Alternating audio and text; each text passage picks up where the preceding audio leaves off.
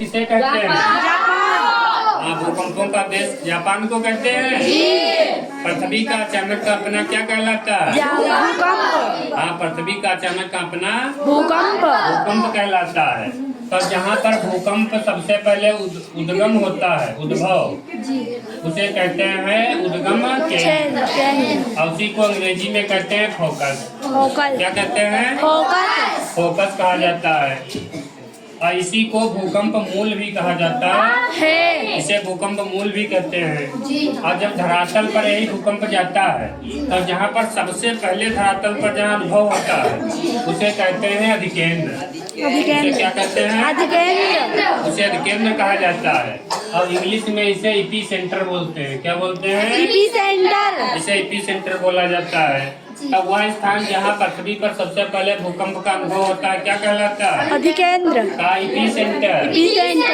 अधिकेंद्र। और जहाँ से भूकंप का उद्गम होता है उसे क्या बोलते हैं? उद्गम केंद्र। उद्गम केंद्र इंग्लिश में कहते हैं फोकस। इसी का दूसरा नाम है भूकंप मूल। अच्छा, भूकंप से कितने प्रकार की तरंगे उत्पन्न होती हैं? 3। हाँ, 3 प्रकार की तरंगे उत्पन्न होती हैं। जी। पहली का नाम है प्राथमिक।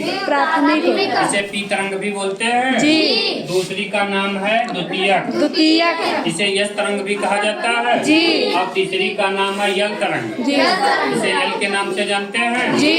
आइए जानते हैं प्राथमिक तरंग क्या है या किस प्रकार की तरंग है। तो जो प्राथमिक तरंगे होती हैं, ये ठोस और द्रव दोनों में चलती है। जैसे पदार्थ की कितनी अवस्थाएं होती हैं? 3। ठोस, द्रव और ठोस, द्रव और गैस। उसी प्रकार से जो प्राथमिक तरंग है ठोस में भी चलेगी, द्रव में भी। जब पानी में भी ये चल सकती है। कौन सी तरंग? प्राथमिक। हाँ, और ठोस में भी तो गमन करती ही है। अच्छा, प्राथमिक तरंग इसे प्राइमरी वेव बोला जाता है। प्राइमरी वेव किस प्रकार की तरंग है? तो अनुदैर्ध्य। कैसी तरंग है? अनुदैर्ध्य। अनुदैर्ध्य तरंग है। अच्छा, जो ध्वनि होती है ये भी अनुदैर्ध्य तरंग है। ध्वनि भी अनुदैर्ध्य तरंग है।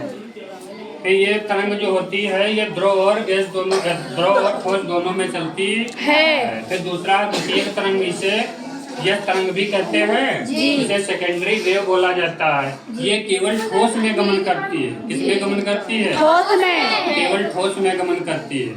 और ये द्रव में नहीं चल सकती है। और फिर तीसरे नंबर की है यल तरंग। यह केवल धरातल पर चलती है। और ये सबसे ज्यादा खतरनाक होती है।